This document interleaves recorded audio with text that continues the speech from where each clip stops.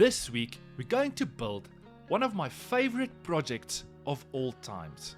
We're going to build a massive floating TV unit. I'm going to show you exactly the steps I took to achieve this, and I am going to have some drawings available for this build so you can build your own.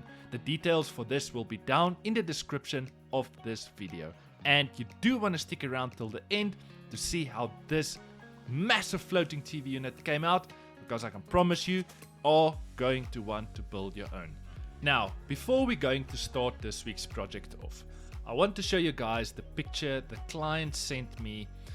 They obviously downloaded it from Pinterest and they asked me if I can build them something similar as per the picture. Now, this build is going to be broken up into 3 parts in the same video. Part 1 you'll see is the massive floating unit with the slats going down. Part 2 will be the floating shelves, and part 3 will be the front white floating cupboard. Now, unfortunately, we were not contracted to build the floating white cupboard in front, for we unfortunately don't have the facilities to get this high gloss spray paint finish. So this was done by another contractor, but for the sake of the drawings, we added this part in, but unfortunately I can't show you how we built it. In this video, I am not going into too much detail on all the sizing and so forth. All these details will be in the drawings.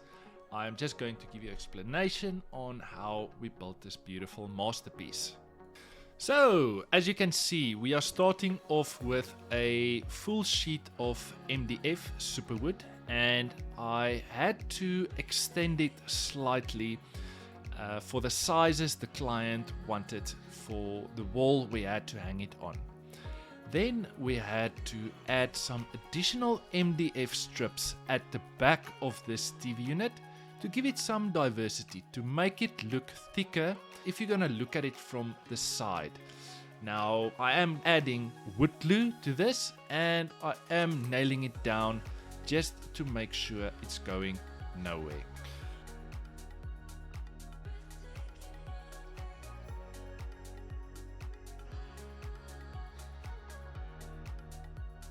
So the next step in our project was obviously to flip the massive MDF sheet, because I had to start measuring out exactly where I need to cut a hole in the center of this MDF sheet. Now, the reason for the hole we're going to cut is basically when we're going to hang our TV, we don't want our TV to hang on this TV unit. We want the TV bracket to be mounted on the brick wall itself.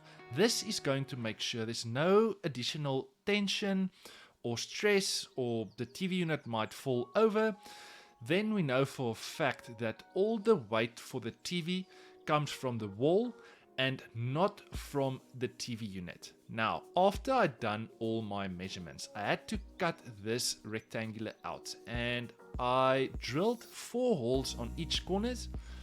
I took out my jigsaw and I cut as close as possible to the line on the inside of the box I drawed, not on the line, as close as possible to the line, because I'm going to show you in the next step how we're going to achieve a perfect straight cut with our router. We're going to add additional strips at the back. As you can see, I have already done. I took a flush trim bit and I just followed that MDF strip I added at the back to get the perfect straight cut, and I'm going to show you the bit we use so you can also achieve this, and you can apply this to so many wooden projects. Absolutely love it. There you can see the bit, straightforward, you'll get a straight cut every single time. So I previously had built 2 or 3 of these similar units on my channel, and I posted it, and one of the most asked questions on these massive floating units is, how do I hang this unit on the wall? And the answer to that is quite simple. We're going to use a French cleat system, and I'm going to show you exactly how to achieve this. If you don't know what is a French cleat system, you're going to see now, and if you still don't understand, you're more than welcome to Google, but it's pretty straightforward. We're basically going to have a wooden slat at the back of our unit. Now the one side of our wooden slat is going to be cut at a 45-degree angle, and we're going to cut another wooden slat with another 45-degree angle, but this wooden slat is going to be fastened against a brick wall. And you're going to see exactly what I mean about this. Once you're going to hang your TV unit on the wall, these two wooden slats basically connect with each other with the 45-degree angles we just cut. Now, because this TV unit is very big and it's going to be heavy on its own, we're going to add two French cleat systems at the back of our unit. And by doing this, I'm going to use wood glue, and I'm going to make sure I apply enough nails so this slat is not going anywhere. And as you can see, I am demonstrating aggressively exactly how it works. This slat I just pushed into the wooden slat at the back of my TV unit is basically how the French cleat system works. Basically hooks into each other, if you want to put it in a simple way. Then just also adding an additional two smaller French cleat system at the bottom of our TV unit, because as I mentioned, this is going to be really heavy and I don't want to install it and might fall off with a year and two. You want to make sure that whatever size you build on your TV unit, you do need to have enough support so this unit is not going to fall off. And the one thing I love about the French cleat system is once maybe there's a wire fault or you need to change something on your electrical products or so forth, you can just unhook your TV unit again and you can put it back. The next step in our build is to spray paint our MDF. Now I know at the start I did mention that we are not doing spray painting, but remember this unit is going to be closed up with wooden slats. So to do this minor thing is not a big deal for us. We are going to start by applying a wood primer as a first coat on our MDF sheet. Now this is quite critical. Do not apply paint directly to MDF because it might fall off. There's a reason why there's wood primer and there's a reason why we use it. After we applied our first coat of wood primer, we sanded the primer slightly down, and the client wanted a very dark gray color. Now I know it looks black on the video, but it's really dark. And we ended up applying 3 coats of this water-based enamel. I think it was water-based enamel Dulux dark gray. That was the exact color we used. And we ended up applying a total of 3 coats of this dark gray color. Now once you're going to paint the unit you're going to build, you're going to see that the sides of the MDF sheet requires a lot of paint. We ended up applying I think 3 or 4 coats of the wooden primer on the sides of our MDF, because you're gonna see the sides is going to be very thirsty once you're going to paint it.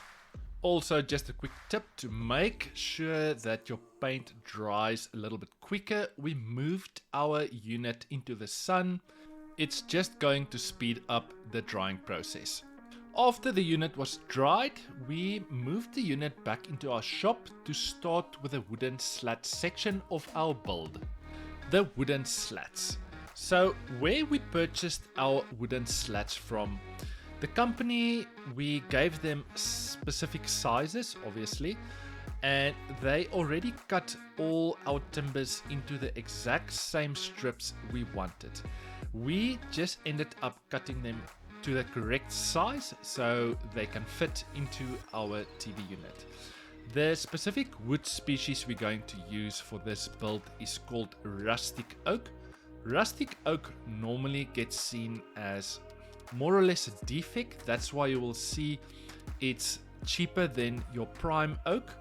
because it's got more knots, which most people see it as a defect. For us, it's absolutely beautiful.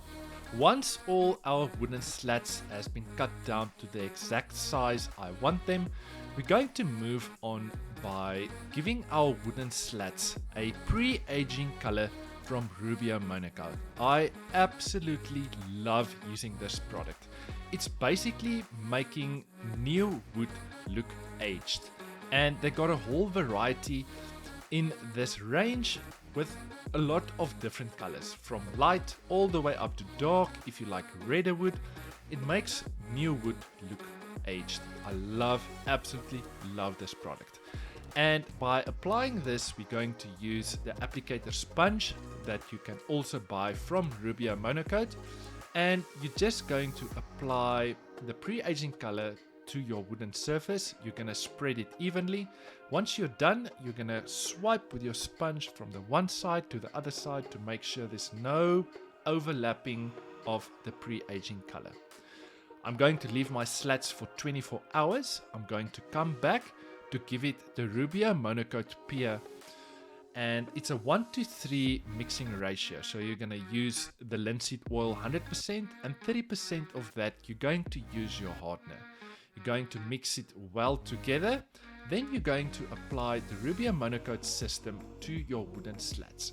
Now for this whole build, we're only going to use Rubio Monocoat.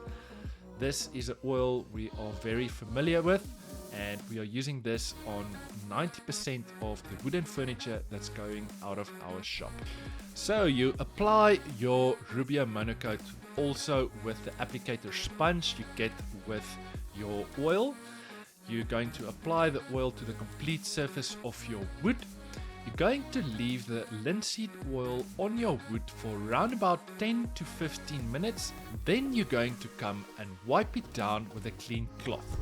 After you wiped your furniture down, you need to leave your wood for 24 hours before you can work with it again. Adding the wooden slats to the MDF sheet you painted. This was a really fun process. Now, I'm not sure if the wood glue was going to make any difference on a surface that was painted, but we added the wood glue anyway. So, applying the strips to your unit, we used a 9mm spacer to make sure that we've got even spacings between all our slats. And to fasten our slats to our unit, we used wood glue and we used our nail gun. But the tricky part of this build is you don't want to shoot the nails on the front of the unit. You want a clean slat in front. So I used a spacing method which I will be able to shoot it from the back. Quick tip, as you can see, I'm busy measuring. This is quite a crucial part because technically your unit should work out perfectly if you're going to use your spacer, but we picked up that as you go along, you will see that some of the slats is not cut 100% straight, and you will see some of the slats will start to not look straight. It's not going to be 100% vertical, so after every second or third slat, you need to measure and make sure you work straight. Now with a big unit like this, you can steal it with your eye and move it slightly within 2 to 3 mils to make sure that your whole recipe, your whole puzzle is going to work out. Now, as you can see, the only nails I'm shooting is on top.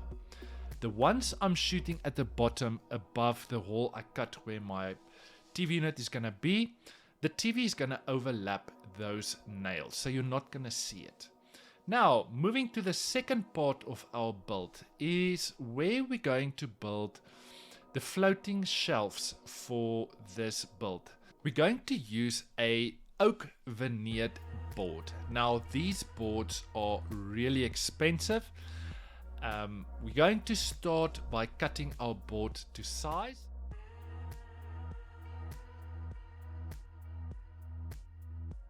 So for this unit, we're also going to use the Rubio Monocoat pre-aging color number 5 to make sure it's matching with the slat unit we just built. we are going to apply it in the same method with a applicator sponge. After we applied the pre-aging color, we're going to wait 24 hours before we're going to add our Rubio Monocoat Pure. The one tip I want to leave with you guys when you work with a big surface like this is apply the pre-aging color so it covers your complete surface. Then you come and wipe from the one side to the other side to make sure there's no lines or overlapping of the pre-aging color. We find that this method was working for us best. Apply the pre-aging color. As you can see, it doesn't look nice. And then you come with one sweep from the one side of your unit to the other side to have an even surface.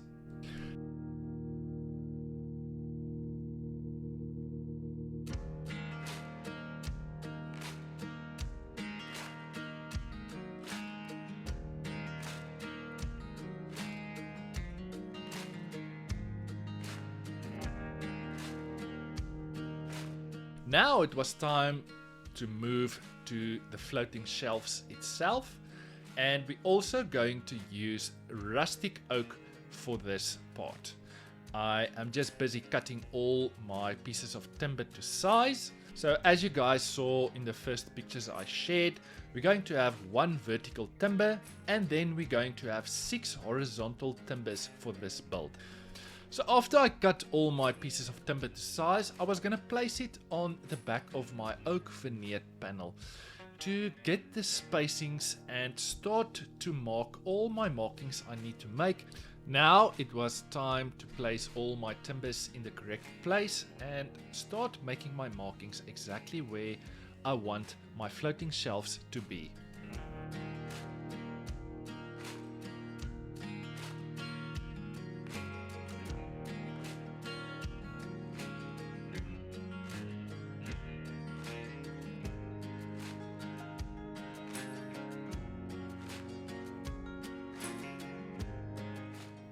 If you guys enjoy the build so far and you think I deserve your subscription, make sure to hit the subscribe button, like this video, and leave me a comment down below. What do you think of this build? Do you think I'm crazy? Do you like it? Do you love it? Leave a comment down below. I would love to interact with you.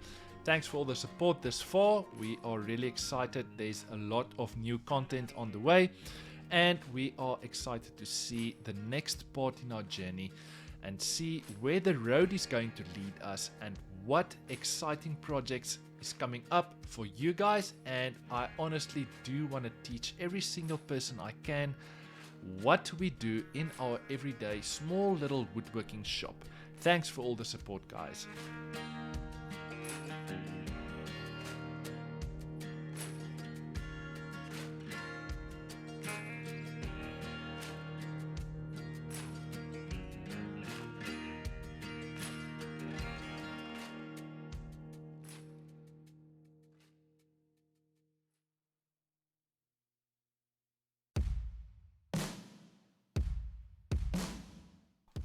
So these little holes I'm drilling now is where we're basically going to place our floating shelf in front of our unit. Then we're going to fasten those floating shelf at the back of our unit.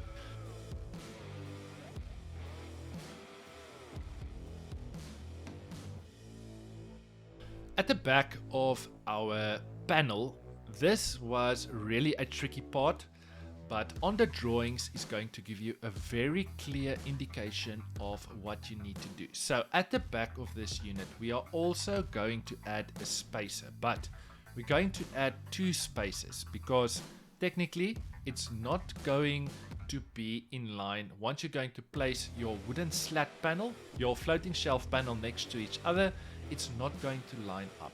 So the drawings is going to explain everything perfectly, but you need to add 2 spaces at the back.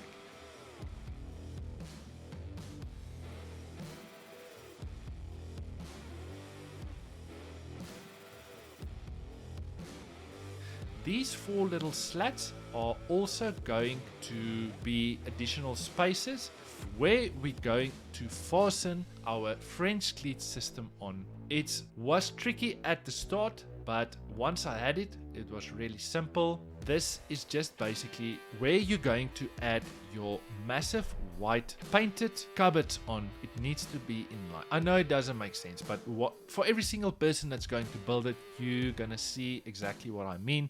And if you are going to build this, I want you to share with me, because it's really difficult to explain, because English is obviously not my first language, and I'm trying my utmost best to explain the steps I was doing here.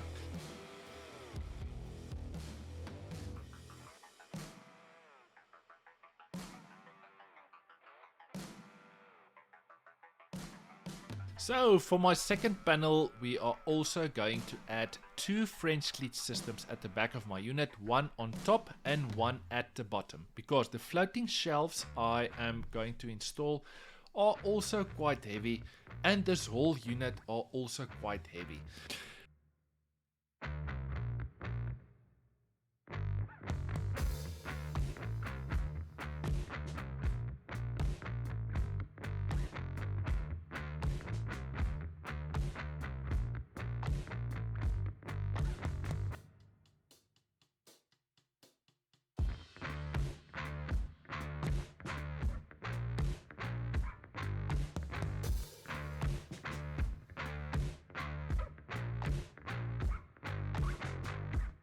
And just an example of the French cleat system, this timber I am adding inside is obviously going to be fastened on the brick wall.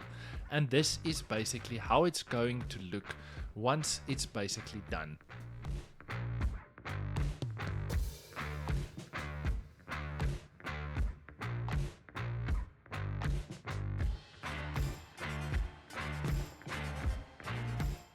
Moving to the next step in our project is all the timbers I cut for the floating shelf. We are also going to add the pre-aging color number 5 from Rubio Monocoat, because we want everything to look the same, and we're going to apply this exactly the same way as I explained previously. We have a ton of DIY projects on our YouTube channel. Make sure to go and check them out, because I can promise you, you are going to learn something. And we have a ton of epoxy projects, which is a trend now currently in the DIY world, where we are showing you exactly the steps you need to take to build epoxy tables successfully.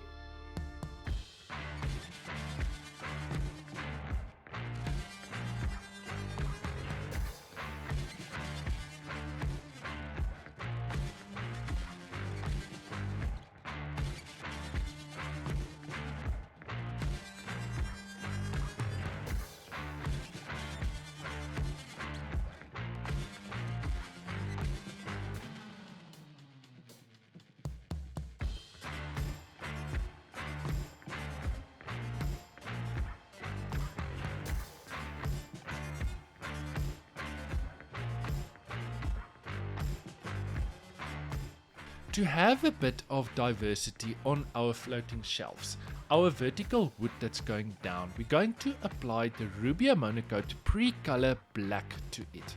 And we're going to apply it exactly the same method as our pre-aging color. We're going to apply one coat, we're going to apply it with an applicator sponge from Rubio Monocoat. Then after the pre-color has been added, we're going to leave it for 24 hours. Then we're going to come back and add the Rubio Monocoat pure oil onto it. We're going to leave that for another 24 hours before we can start working with it again.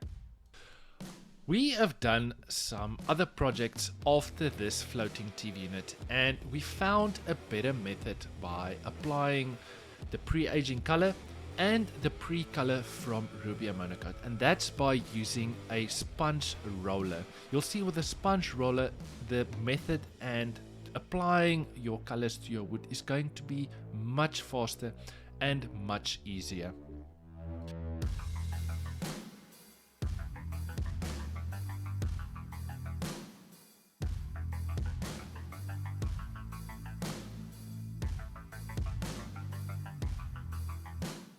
The wood was extremely dry, and we ended up applying 2 coats of the Rubio Monocoat pure oil.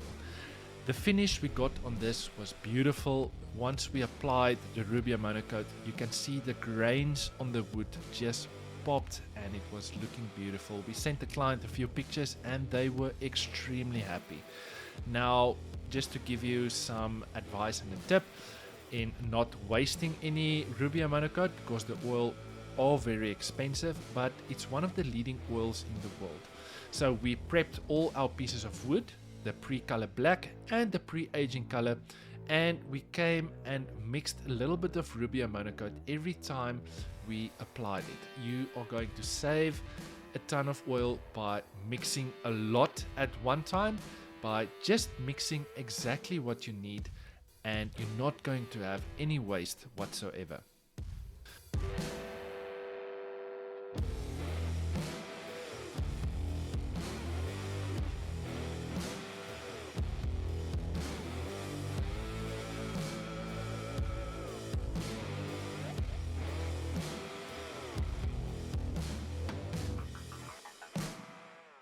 We are also not too sure if the wood glue is going to add any benefit in strength because of the oil we just added, but we added it anyway. And once we add our floating shelves to our backboard oak panel, we just gave it a few nails underneath just to keep it in place before we're going to screw everything together.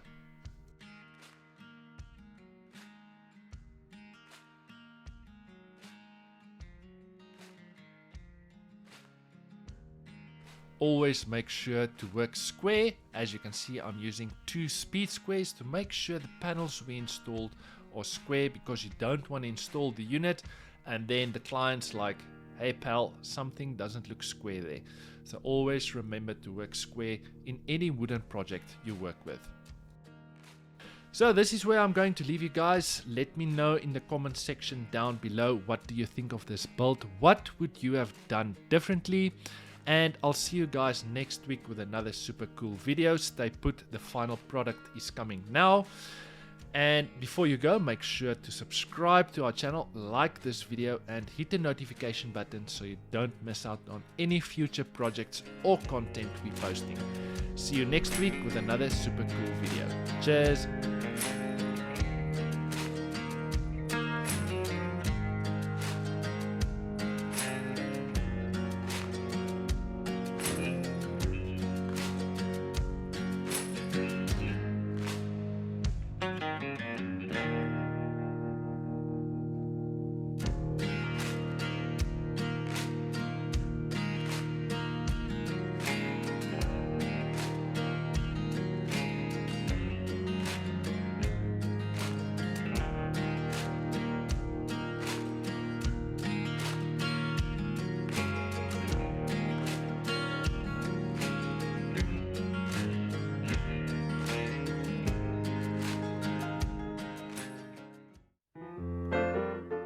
We've been building epoxy tables for many years now, and we are finally going to share all our methods and techniques with you.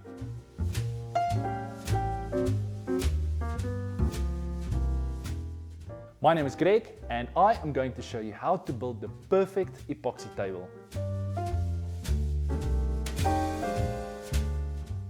I'm going to show you all the tools you need, exactly how to use them, and show you some tips and tricks down the line. Everyone thinks you need to cast your second layer of epoxy once your first layer has set. That's not true. You need to cast your second layer of epoxy once your first layer has become tacky.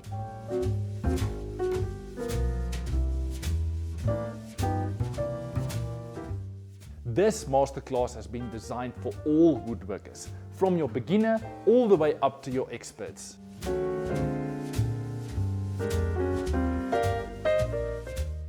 Click on this video or in the description down below for more information.